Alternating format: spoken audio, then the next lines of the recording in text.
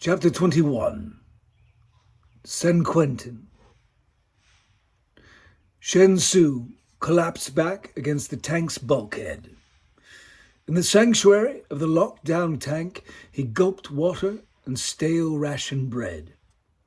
He looked to his left, where Zi Chang sat, eyes closed, breathing shallowly. In the flashlight's beams, across the tank in the machine gun and cannon bay, he saw Li Peng's dazed eyes staring blankly. The tattered remnants of his torn leg were elevated, resting on the central engine. "How are you, Sergeant Li?" asked Su. Li Peng shrugged. "I don't know. Dying, maybe." "And you?" "The same," Su replied. Li Peng laughed quietly, not wanting to disturb Zi Chang. My mother used to say, "We die a little every day." I think she thought that perspective would help my brothers and I embrace life a bit more. "Did you?" Su asked. Li Peng shrugged. "I don't know. All I know is that if I was dying a little yesterday, I'm dying a lot today." "Yes." Su finished the ration bread and took a last swallow of water. He leaned forward and stretched his aching neck. "How much gas did you bring?" asked Peng. 4 cans worth, Su replied. Peng mulled the math in his head. "We'll need more than that, but hopefully that'll get us to another cache. What did you see on the road?" There was a brief silence. Shen Su did not particularly care to revisit it, nor did he want to put it into words that would remove any doubt whether it was true or not. Finally he spoke. "You know the ranks and ranks of dead men we saw where we camped?" Li Peng nodded. "I think I saw them again, but this time they weren't dead."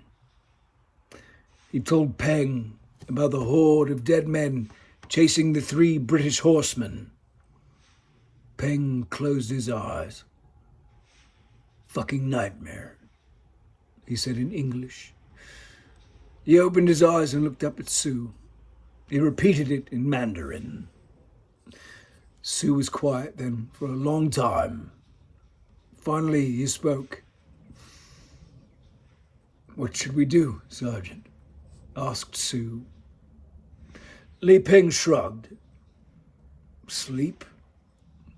Hope to wake up. Pray that Zi Chang doesn't die in the night." "Not dead yet, Sergeant Li," said Chang in a weak and gutted voice. "Not yet." Shen Su leaned over and held the canteen up.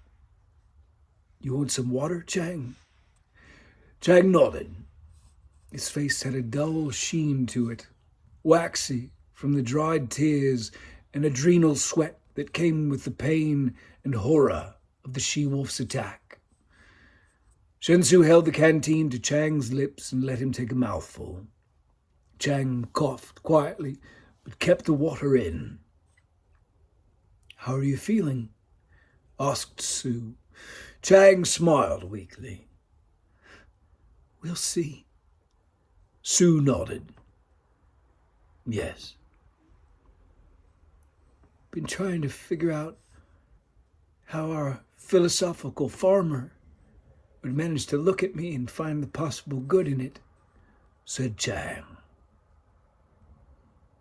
"I'm sure he would find a way," Su replied.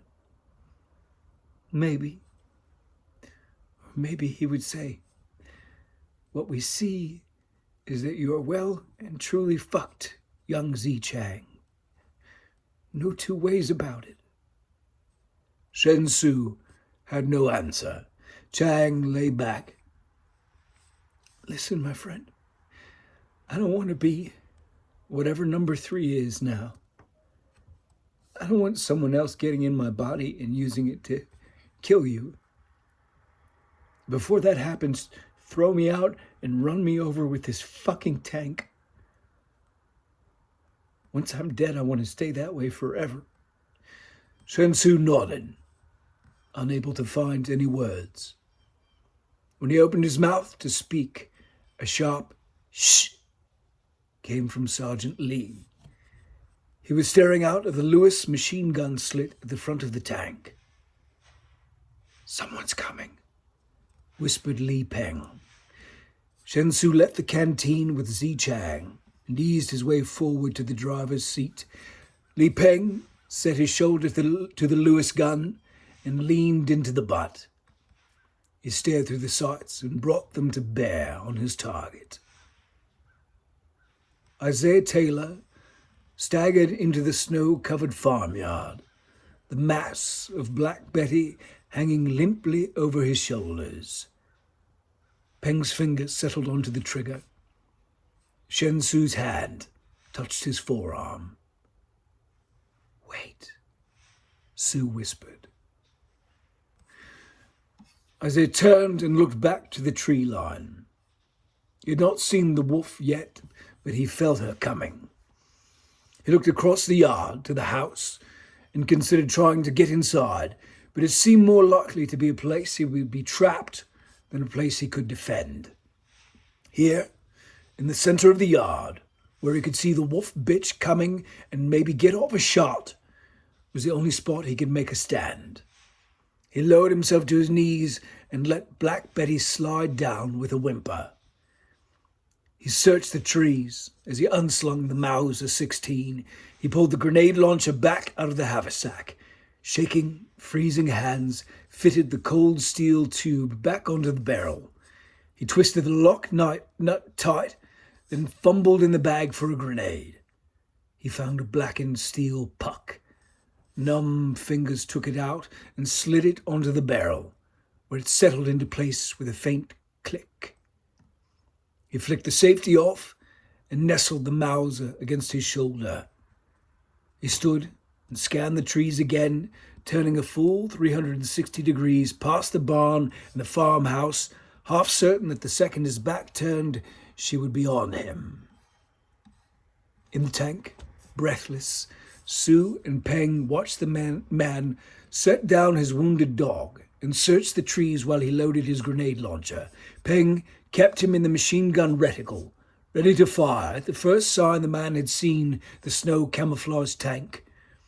As the man turned a slow circle, rifle at his shoulder, searching for his enemies, Sue and Peng saw her coming. As the man faced the farmhouse, her massive silver and black form limped out of the woods behind him, silent, heading for his back. Shen Su wanted to scream. Li Peng hesitated. The black man heard the she-wolf coming. He started to turn. Too late. Peng opened fire. Bullets ripped the air. Isaiah felt their heat burn past him. Instinct sent him sprawling flat as the Lewis gun roared. He saw the she-wolf dance back, hit by the fire. A spray of blood scattered into falling snow. Then she was spinning away, running into the cover of the trees. The MG stopped. Isaiah looked back. He saw the hidden tank now, nestled against the barn, shrouded in snow. A moment passed, then a hatch opened in the roof and a figure rose out of it. Holy shit, said Isaiah. Shen Su hopped down from the hole. He approached slowly. When Su spoke, it sounded like a question, but Isaiah did not understand a word. Sorry, pal. Whatever you're asking, I can't give you an answer, Isaiah said. Su looked back toward the tank and shrugged. Then a voice spoke in English from the confines of the machine. He asked if you're alive or dead, said Li Peng. Shit. Good question. Pretty sure I'm alive. For the minute, anyway. And glad of it, said Isaiah. Are you wounded? Peng asked. Isaiah shook his head. No. Banged up and nothing life-threatening, if that's what you're asking. I figure that fucking wolf would like to change that. Yeah, she would have. Obliged for you pulling that trigger. But I reckon it's going to bring the rest of these motherfuckers this way in a hurry. There was a moment's silence from the tank. It does seem likely, Peng replied. There was a flurry of Chinese from the tank. Then the Chinese man in the yard held out his hand to Isaiah. That is Shen Su, said the man in the tank.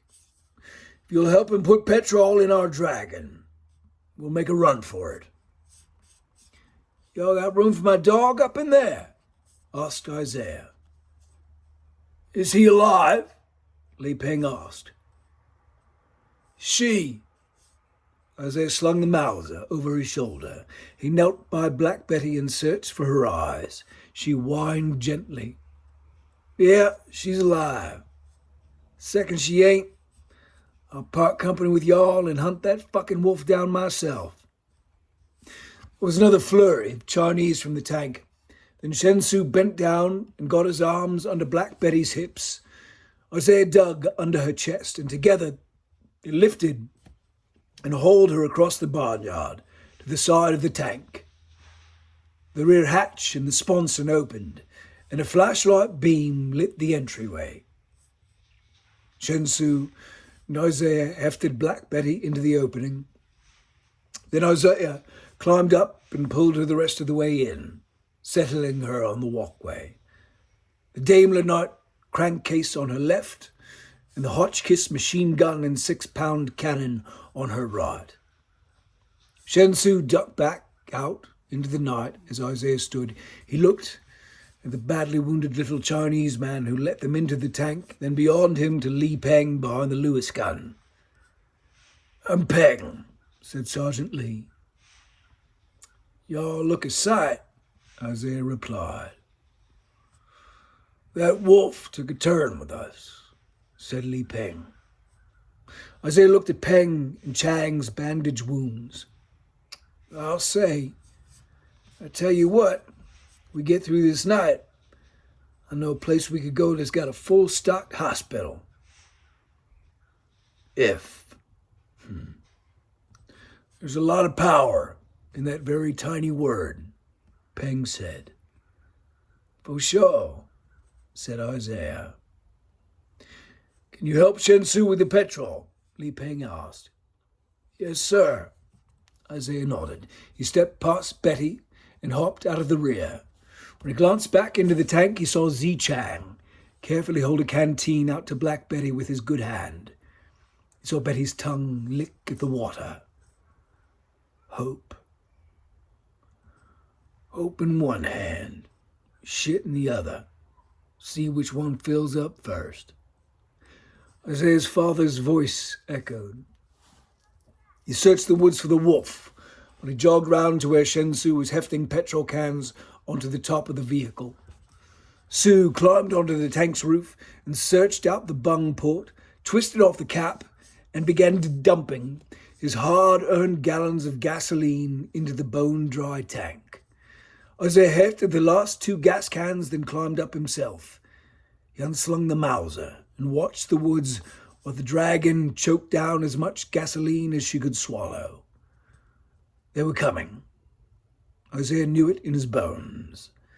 The machine gun's rattle could not help but summon the beasts.